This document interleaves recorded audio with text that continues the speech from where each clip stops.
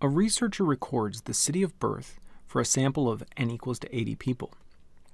Which measure of central tendency would be appropriate to summarize the measurements?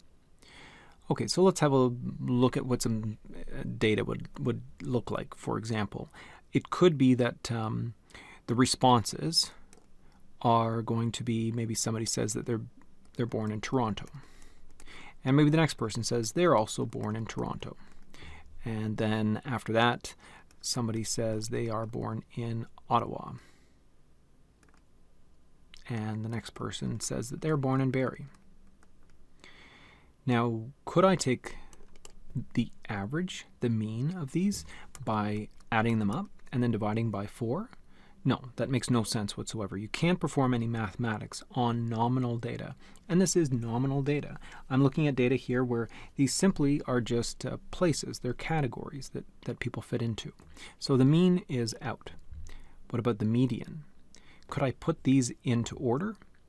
Well, I might be able to put their population sizes into order, or I could put them into order along some other kind of a score, like how many tourists visit there in a year, or what sort of rating on some kind of a happiness scale or something like that.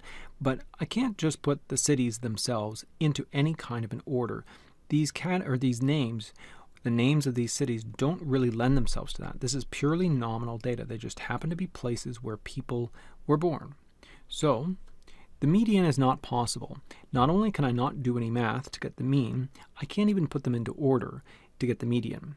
The one thing I can do, though, is identify a mode. I can see that more people said Toronto than any other individual response, and so I certainly can have a mode.